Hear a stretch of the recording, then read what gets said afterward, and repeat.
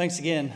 We have been back stateside about 20 months now, and so you can perhaps imagine all that is involved after being overseas for 15 years, which includes all of our three kids' lives.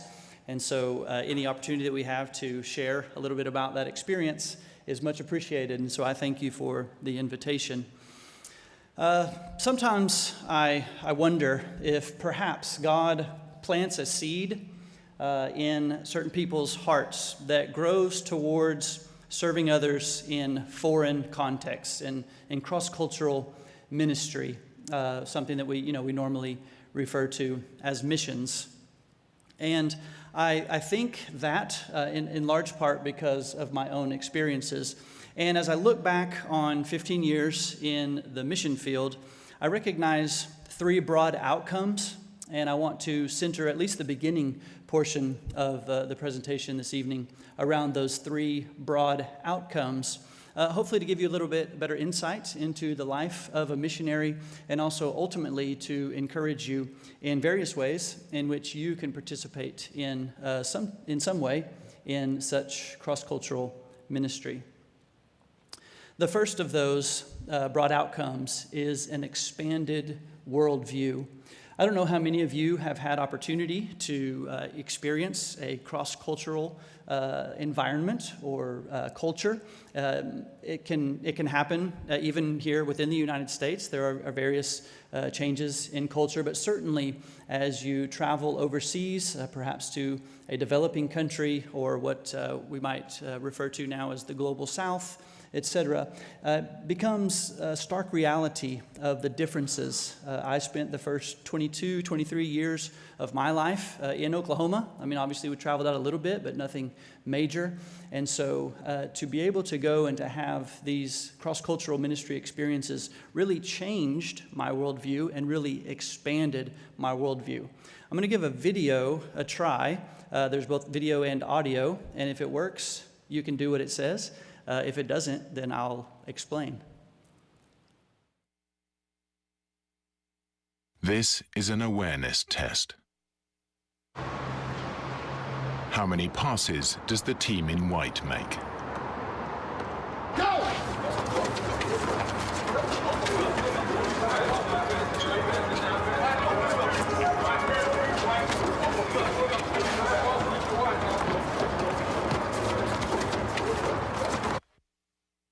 The answer is... Follow the ball. Any you can, if it's appropriate. 12, 13. All right. It's still playing, so we have a chance to think about it. Did anybody see anything strange? No? Okay. It's coming.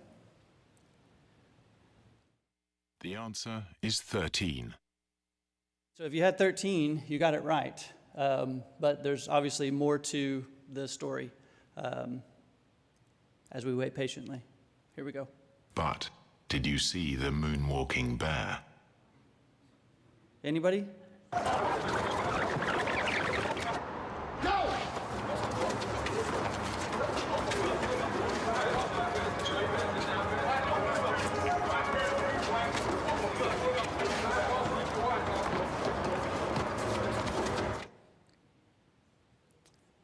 Okay, so the moral of the story is it's easy to miss something that you're not looking for. And it actually helps that the screens are a little bit dark. It made it even more difficult to see him, especially when you're trying to follow the ball around the white team passing the ball. But I appreciate that video because there is a sense in which we, when we're in our culture of origin, we're just walking around playing basketball, and we know the rules, we know what's going on, we just, it's sort of second nature, we can count the passes, etc. And who knows how many moonwalking bears walk by and we don't even notice because we're not looking for that, we're playing basketball, as it were. And so we tend to be, the center of our own universe and sort of misassume that our experiences are everyone else's experiences. And so there's a sense in which going to a foreign country, such as our time in Vanuatu, I became the moonwalking bear. I felt like I was out of sorts. Everyone was playing a game and I wasn't a part of it. And it has, in that sense, expanded my worldview to an extent. I'm certainly not perfect, but to recognize things that stick out, things that people might be somewhat uncomfortable with, might be unfamiliar. And closely associated to that, I have really appreciated the fact that developing cultures, such as Vanuatu, the cultures of developing countries, such as Vanuatu, are much closer to the culture that we read about in the Bible. And so not only has the experience been good for me to sort of recognize those cultural differences, but it's also helped me even to become a better Bible student, better equipped Bible student, and also a better kingdom citizen in a lot of ways. For instance, we read a lot, particularly in the Gospels, about the marketplace. And in Vanuatu, the marketplace is central to the culture, is central certainly to the capital city. In fact, over 80% of the population live off of their gardens. They work in their garden. That is where the large majority, if not all, of their food comes from. And they're able to harvest the excess and, again, take it into the marketplace. And so the farming and the marketplace is something that, being a city boy from Oklahoma, was very unfamiliar with. But as I began to experience those things, it helped bring the Bible text to life that much more. Also, fishing. I'm not much of a fisherman, once again, but certainly to see these men casting their nets on a regular basis, pulling in the fish, cleaning their nets, made the Bible text that much more vivid, that much more real, coming to life before my eyes. And so fishing, as you can imagine, being an island nation, and I'll talk more about the makeup of the islands shortly, but can you imagine the access that we have to fish? This is a hand-dug well, and so perhaps you have seen a well sort of in a more modern sense, but I think this is probably a little bit closer to the many wells that we read about in Scripture. And so I began to appreciate these experiences. Also, the close involvement that Christians have, that people have, with animals, particularly in Vanuatu. If you look closely, you can see that this young man is simultaneously feeding a dog and a few chickens and also a pig. And another familiar sight within Vanuatu, this pig is hanging out outside of the kitchen because that is most likely where some scraps are going to be dumped out the door, and he'll have a bit of a snack. And also, it was very common for families to have a cow, one cow to the family, and since it became their fatted calf. They were feeding it for years and years, maybe to utilize for a special occasion, such as a wedding or a funeral. That would save them an enormous expense if they had the cow sort of ready for that feast. Or perhaps if there's no feast in sight, they could sell it for some income. And so that concept of feeding and then ultimately perhaps killing the fatted calf became a reality as well. And also simply the communal nature. I would amaze my friends in Vanuatu, and I would overemphasize the fact a little bit, but I would say there's a sense in which in America you can wake up in your house and go out into your car in your garage, pull the garage door up and pull out and drive in your car alone to work, go and enter your office, sit in the cubicle and work alone, and then go back in the car and then go back, pull into the garage. And, you could do that day after day. And there are senses in which we don't know our neighbors, on the same street. We don't know, some of the people that are in our building, etc. That's unfathomable to them because it's such a communal nature. This is a community meeting. And so in villages and even in entire islands, it's as if they recognize everyone and they have such an outdoor lifestyle, and they're very interactive within the community and know each other extremely well. Also had numerous opportunities such as this. Two young men just opened built a fire on the seaside. You can't see the sea, but it's in the foreground there. Just a snack in the middle of the day, sit down by the ocean, in our case, and build a fire. And these are chicken wings instead of, we tend to read more about fish in the Bible, but a similar concept nonetheless. And also the high respect for sort of a community or village elders that we read about so often in both the Old Testament and the New Testament was very alive throughout Vanuatu. A high respect for experience and the age of elders, but also the community leadership that carried over, obviously, and biblically within the church. And so, as I put this idea of an expanded worldview, as well as those experiences, it has made Revelation chapter 7, verses 9 and 10, that much sweeter, that much more exciting. John had a vision and said, "After this I looked, and behold, a great multitude that no one could number, from every nation, from all tribes and peoples and languages, standing before the throne and before the Lamb, clothed in white robes, with palm branches in their hands, and crying out with a loud voice, 'Salvation belongs to our God, who sits on the throne, and to the Lamb.'" And so there's a sense in which that ultimate sort of eschatological view that John was able to have in this vision, there's a sense in which we can begin to recognize and to even experience that here on earth. And that is one of the great values of participating in cross-cultural ministry and mission work as we think about it, because it does, in fact, provide us with that expanded worldview. The second major, before I get to the second one, here's an example. One Sunday morning in the capital city of Port Vila, from left to right, we had a Christian from Samoa, and next Papua New Guinea, me from the United States, then a man from Vanuatu, and then on the far right, a visitor from Australia.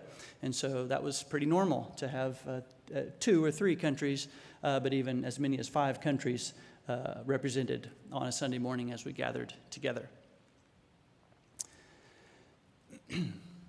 The second broad outcome that I enjoy as a result of 15 years of mission work is a degree of increased gratitude and generosity. This goes a little bit, I didn't necessarily plan it this way, but it goes a little bit with what I said earlier during our devotional time from Luke chapter 6. If I were to ask, you're kind of primed, so maybe you know the right answer. But if I were to ask, are you rich? Or who is rich? Or maybe a better way to think about that is, what are some of your necessities? And that's a question that I am asking myself as well. Perhaps when I say, are you rich? You think, oh, well, rich people is someone who lives, in a house that looks like this. This is sort of just the backyard of the house. Perhaps they drive a car that looks like this and has views like that on a regular basis. We even have, perhaps you're familiar with the hashtag of first world problems. One that comes to mind is, I hate it when my phone cord doesn't reach to my bed so that I can scroll the phone and have it charging while I'm laying in bed, etc. And just this idea, we are members of our culture, of our society. We become so familiar with our surroundings. But it's good to have varied experiences, and that does really promote a high degree of gratitude and generosity. And some of the examples that are most prevalent, at least in photographic form, of the simplicity of life in Vanuatu. You are surrounded constantly by kids such as this, playing together outside and quite simply. And we have lots of stories of unique ways, various things that they find, sometimes even at the dump, that they'll find to turn into a toy or to turn into play, and the enjoyment that they have of being outside regularly. This is the inside of a house, and this is a pretty normal example. This is a house that I was staying in during a village visit, but just a simple floor with woven mats sort of covering, this was a woven bamboo floor, mattress back in the back corner, and then usually they'll have a few suitcases of sorts, usually that that have been either donated or left by tourists to put their clothing in, and just super simple life, at least materially speaking. This is preparation for doing laundry. You see a flat board on the far left side. That's a washboard with a brush sitting at the base of that, and the clothes have been soaking in the water for the most part. Most villages don't have any sorts of running water, and so that water would have been fetched and carried back home, usually by the teenage girls, most prevalently, and they're also probably the ones that are going to be washing those clothes after they've soaked in the water for a while. I was fortunate to have a clothes washer while I was in Vanuatu. That's my wife. That's a bad joke. I did my fair share of washing the clothes, but it was a very interesting, humbling experience, and something that just makes you appreciate your electric washer, and likewise your electric dryer. This is recycled barbed wire. But for the locals here in Tana, it was a clothesline with built-in clothes pins, because you can just hang the clothes on. They don't blow away. Lots of wind in Vanuatu. And so that is an interesting depiction of their simplicity and of their life. This is another common scene. Ladies gathered near the ocean side in the evening with the pots and pans from at least the most recent meal, maybe from all day. And that's because it's a water source for washing. They use the sand in its abrasive nature, and hopefully the salt of the water will provide a little bit of sanitation, but they'll rinse that out, wash it, and put it on the drying rack made out of coconut leaves. And they got fresh dishes ready to go for tomorrow. Another common sight is cooking over an open fire. And actually, perhaps one of my favorite parts about this photo is that Tom is sitting on an old pot. The pot, if you can see, is it's been burnt, obviously, with open flame. It's got some holes in it, rust, but turn it upside down, it becomes a seat, and you no longer have to sit on the ground. This is Pascal using a homemade grater. Their staple food item are various roots similar to potatoes, not potatoes proper, but similar to potatoes. And one of the primary ways that they consume them is by grating them, like we would grate cheese, and it kind of makes it kind of mushy, and they can then do various things to it. But nonetheless, my point being that it's a homemade grater. This is my wife and Alice preparing a meal. I don't know how many people can say that they have caught and killed and plucked and butchered and cooked and eaten a chicken. I've done that once, like the whole thing. I've done that once, but that's almost daily. They don't necessarily eat meat every day, but it's a regular occurrence. They just have the chickens out there, and they have to go and do it. It probably wasn't that long ago that was very much the norm, even here in the U.S., but it continues to be a unique experience. This is what the rest of the world calls the toilet. In one of the villages, and I'll admit this is one of the worst scenarios that we experienced. We did a lot of traveling and have seen it all, but this is one of the more difficult ones, because as you can tell, the tarp kind of only covers, 30-40% of the area that can be seen. So just a hole that's been dug in the ground, covered with some wood, and that's where you go for a week. On a similar note, this is another style of toilet, bathroom. The import of this photo is that you pass a large amount of toilet paper on the way, and that's the leaves. You grab the leaves as you go to the toilet on your way, and so interesting experience. And again, it makes you wonder or realize what are necessities and what are not so much. This is an example of how much walking we do. This is a group of young men who were accompanying me about 45 minutes or so down to the coast in order for me to catch the Twin Otter flight off of the island. And so lots of walking, but it's a pleasure to walk. It's a beautiful place. It's very hot and humid, but a beautiful place, and it also allows for an immense amount of conversation. And so, again, a simpler and a very enjoyable place. Potentially one of my favorite photos from the 15 years. Did you know that you didn't need a rope to play tug of war? So if you can tell, those kids are just hang on to the waist in front of you and pull. There's no telling how many shoulder problems some of these kids have 10, 12 years later. But man, they were having fun playing tug of war, sans rope. The Bible has a lot to say about wealth, and being rich is not a sin. We have many examples throughout Scripture of godly men and women who had access to tremendous wealth. And I think for most of us, again, I don't know your in particular situation, but for the most part, many of us in America are historically and certainly globally wealthy. And it's a good reminder for us to recognize that God had a lot to say about wealth. It is interesting to think in terms of what are my necessities and how am I using my wealth.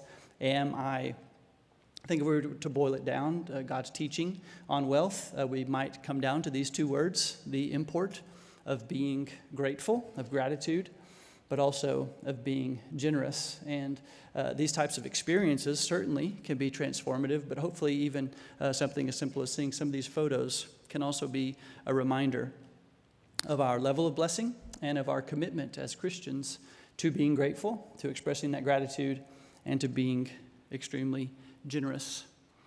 The third broad outcome that comes from our experience in Vanuatu is the encouragement to be open to what God has in store. Many years ago, I never would have dreamed that I would be, even addressing a church such as this. Never would have dreamed of being a missionary for 15 years, et cetera, and other experiences that I've had. But as I look back, it is really interesting to see the various times and the various ways in which God did work. God opened doors. God presented opportunities that we ultimately took and have ultimately, hopefully, been used according to His plan and according to His purposes. And my goal in that, I think it's important to say, is not to suggest that if you are open to what God has in store for you, you will someday be a missionary or you will someday be a preacher, etc. That's not my point. I think that we need Christian bus drivers and Christian bankers and Christian doctors and Christian teachers just as much as we need Christian missionaries. And so there are any number of roles that we can fulfill in which God can use us. But I have recognized numerous examples, and I'm sure that you could say the same. But the encouragement, the reminder to steward our relationships, to steward our opportunities, and to recognize that every decision that we make, every conversation that we have is perhaps an opportunity, a door that God is opening, something that He has in store wherein we can be used by Him through our words or through our actions. And somewhat related, I did mention my goal is not to recruit everyone to become a foreign missionary proper, but I do think because of our level of wealth and of some responsibilities that God has given us as Christians, I would encourage everyone to be involved in some way in foreign missions. And we can think about missions sort of on a continuum. Of course, one of the primary needs of foreign missions is missionaries, of people to go. I know there are a few young people, or maybe young at heart people here who perhaps that is yet in your future. And so I would certainly not discourage you from that, and it may be something that God has in store for your life. But equally important, and I'm speaking from experience, one of the things that maybe you don't often think about is the import of friends. I have some of the dearest friends in the world in Vanuatu. I consider them brothers and sisters, very much so.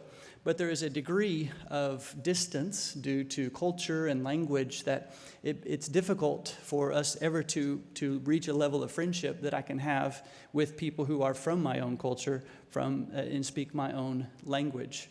And during some especially hard times in Vanuatu, we had friends, albeit thousands of miles away back here in the United States, who were very involved in our work through conversations, phone calls, cards, on occasion even visits over.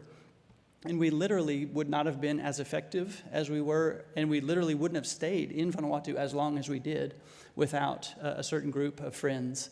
And so they were instrumental to the success and to the longevity of our work. Something else that we experience the value of is committee members. We may probably most likely think of this in terms of the mission committee of a congregation, but whatever that looks like, whatever official or unofficial committee that you have a heart towards missions and can keep the various mission works of the congregation before the congregation, because the mantra of out of sight, out of mind does have a ring of truth to it. And so if we could continually be thinking about them and bringing the needs of missionaries before the congregation as an active committee of supporters, that too we found to be extremely valuable. And of course, the need for donors. And I have, of course, little knowledge of your budget as a congregation, but I know that there is a sense in which you are contributing on a regular basis, and as a group, you're collecting as a group, and then in turn contributing to various ministries and various works. And I hope that you're reminded on a weekly, if not a daily basis, of how important it is that we continue to give of our means and be active in that donor relation as well. And so wherever you find yourself, maybe in more than one position on this continuum, may I encourage you this evening to continue to be a part of foreign missions, or perhaps find a new way in which you can take part. A little bit about my story. I was born and raised in Duncan, Oklahoma, about 80 miles or so south of here. I'm a graduate of Oklahoma State University with a degree in accounting, and I worked for a year as a CPA with Ernst & Young in Tulsa. And about 10 months into that, just got an itch for Bible study. And so I went to a preacher training school with every intent of studying the Bible for 2 years and then returning to accounting work. But during those 2 years, we were touched by the missionary bug and formed a team, and ultimately were introduced to a country like many of you I had never heard of before 2002 or so. One of our instructors had been there with a former college roommate, and introduced us to some of the work that had been taking place. I am sorry that I'm here alone this evening, being summertime, as I'm sure you are as well, very busy. Our family's in at least 3 different directions this evening, but this is my family. As you can probably tell from the photos, we adopted our 2 sons, one who is 15 and one who's now 7, from Vanuatu. And we've had them since birth, and so adoption is also near and dear to our family, and that's our daughter, Alexis, there in the middle. As I mentioned, we've been back for about 20 months or so, and that's following roughly 15 years in Vanuatu. A little bit of geography for those who haven't had a chance yet to look. Vanuatu is located about 1,000 miles east of Australia. Our closest neighbors, and maybe some countries that you're a little bit more familiar with, Fiji, New Caledonia, and the Solomon Islands. And you can see Hawaii way up there in the top right-hand corner to give you a little bit of perspective. When you zoom in on the country, Vanuatu is made up of 83 islands. So it is very much an island nation. And to give a little bit of perspective, one of the best ways I've found to explain the landmass of Vanuatu, if you were to take I believe it's the third, maybe fourth smallest state, Delaware, and that's roughly the land mass of Vanuatu, divide Delaware up into 83 pieces, and then spread it out north to south over California. That is roughly what you're looking at on the 83 islands of Vanuatu. The population of 300,000 lives on 60 of those islands, but the majority live on the 12 larger islands that you see there on the map of the country. A little bit of history. The nation was colonized back in the 18th century, rarely becoming a dual condominium under both British and French rule, so simultaneous. That's pretty rare in history for both of them to be present as colonizers simultaneously. And then Vanuatu peacefully gained their independence on July 30th of 1980. If there are any World War II history buffs, Vanuatu prior to independence was known as the New Hebrides, and we had hundreds of thousands of troops pass through Vanuatu, sort of a refueling station. And so perhaps occasionally someone will have heard of New Hebrides, and that is the name of the country pre-independence. Vanuatu is interesting in its linguistic diversity.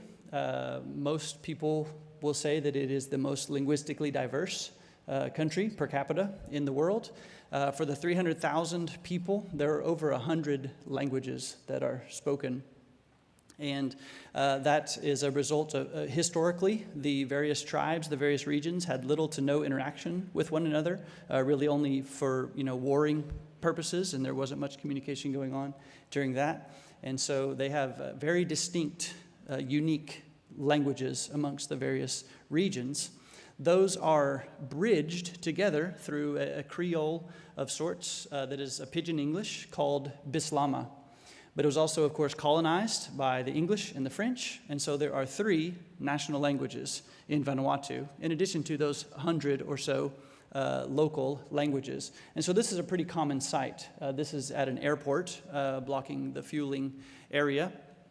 Hand-painted, so in English, of course, no smoking. I don't speak French, but my best pronunciation is Defense de FUMER. And then in Bislama, which is the Pidgin English I was mentioning, is You no make 'em fire. And so you can kind of pick out where that's coming from. And so Bislama is a Pidgin English. It's based roughly on English, but it is distinct. It does take a little bit of practice and a little bit of study to get a handle on. But once we learned Bislama, we were able to speak with roughly, everyone we came into contact with, but the statistics say that about 98% of the population speak Bislama. And so we did all of our teaching, preaching and writing, etc. in Bislama. That was basically everyone's second language, but one that they were very familiar with. Here's an example. We were fortunate that both Old and New Testaments have been translated into Bislama. A number of the local languages actually have at least the New Testament translated as well. But to give you another example of the language, this is John chapter 3, verse 16. So a verse you're familiar with in English, and you can kind of get the gist of it in Bislama as well. God, I love him to us all man long world. Now him he given me straight picking any belong him.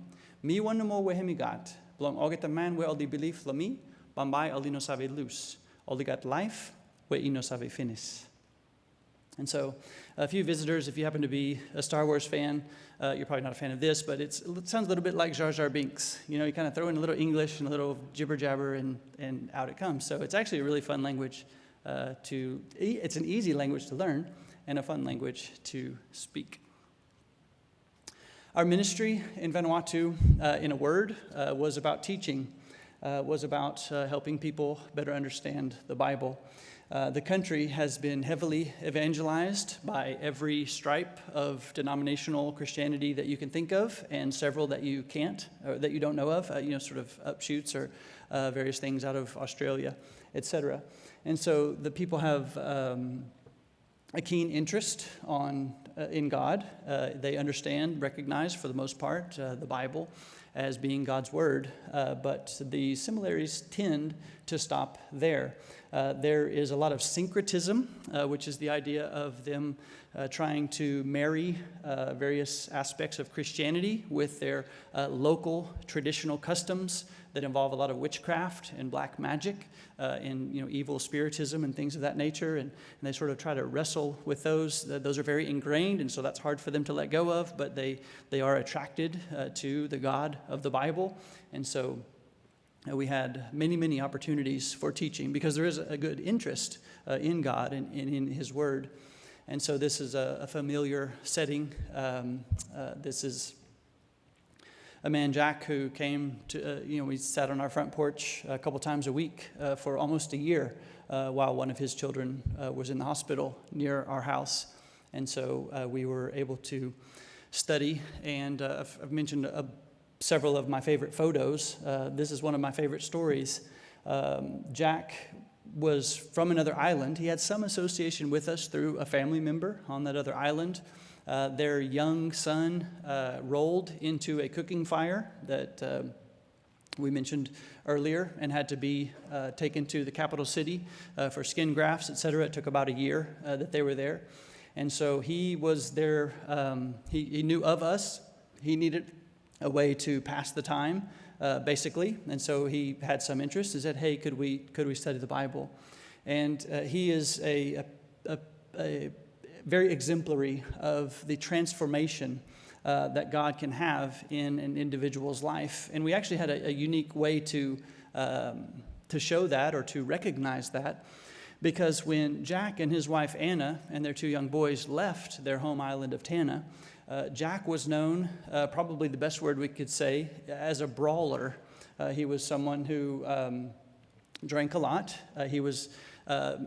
Domestic violence is very much a part of the culture in Vanuatu largely, and he was known for disciplining, as they call it, disciplining his wife regularly. He was known to be, if you mess with him, there was going to be a fight, etc., etc.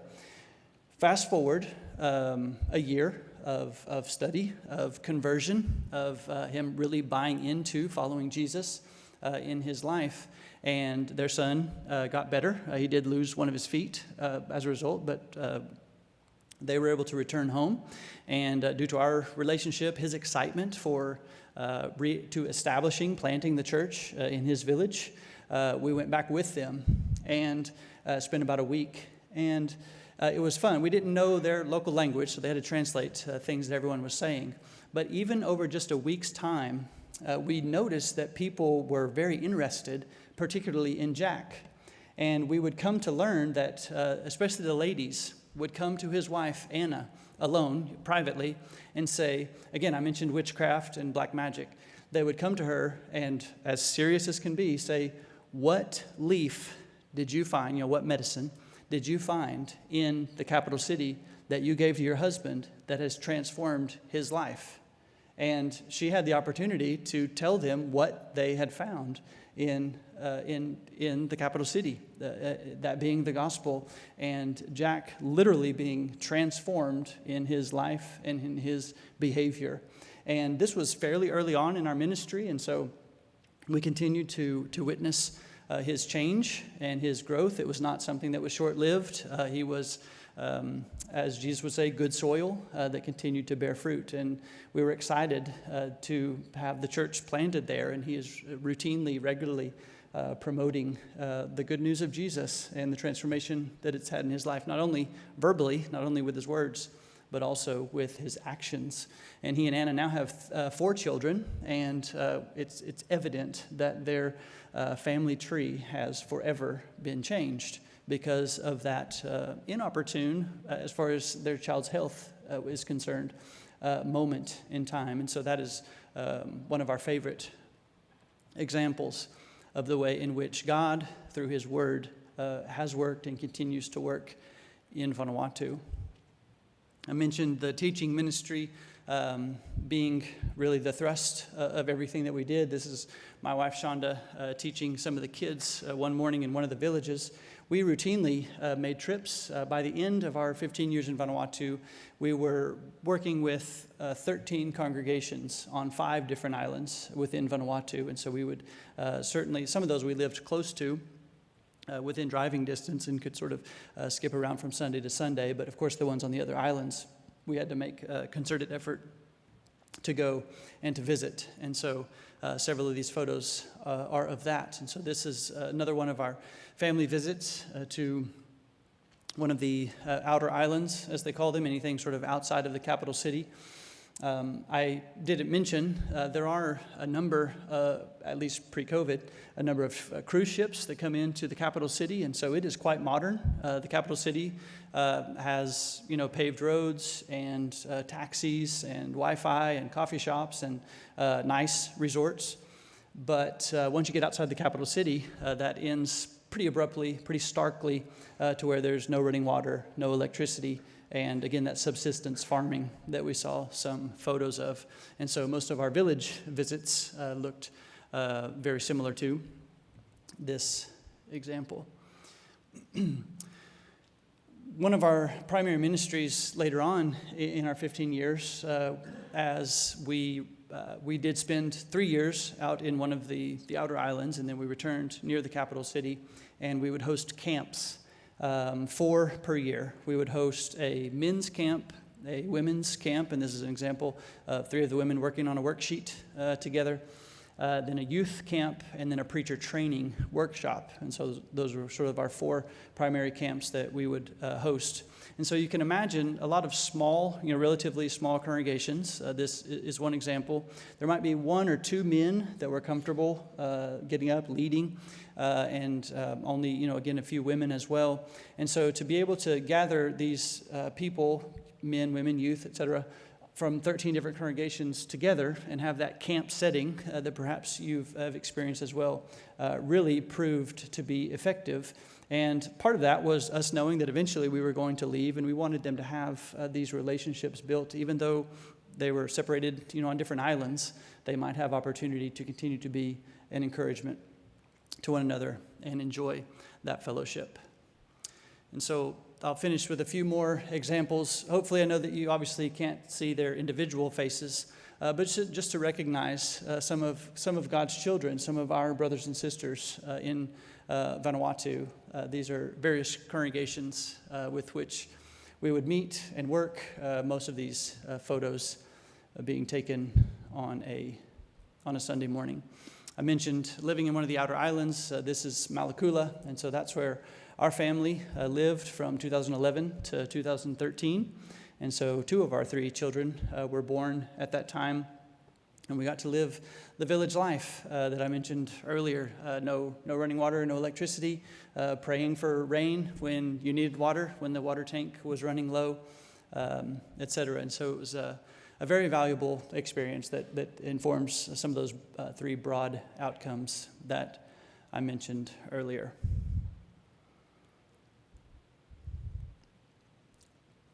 And then this is, I wanted to get to this one. This is the inside of the very homemade church building that Jack made on his property. And so from that one man who was known throughout the community being a brawler, we have this example of a church that is meeting together even to today. We've been gone for 20 months, and things continue to go relatively well here in South Tana. And so glory be to God, and like I said, we look forward to our next opportunity to be able to return. The borders in Vanuatu have been closed since March of 2020. And so that's very difficult on their economy because they rely heavily on tourism. But they are, ironically, set to open tomorrow, July 1st for them, but International Dateline, it works out to be tomorrow here. And so hopefully you have been encouraged by our experience and also continue to be reminded of the value, the tremendous value of God's Word and of our using faithfully the resources that He has put into our hands. I'll stick around a little bit, just sort of one-on-one. If you have any questions or something sparked your interest, I'd be happy to visit with you. But other than that, my time is finished. Thank you.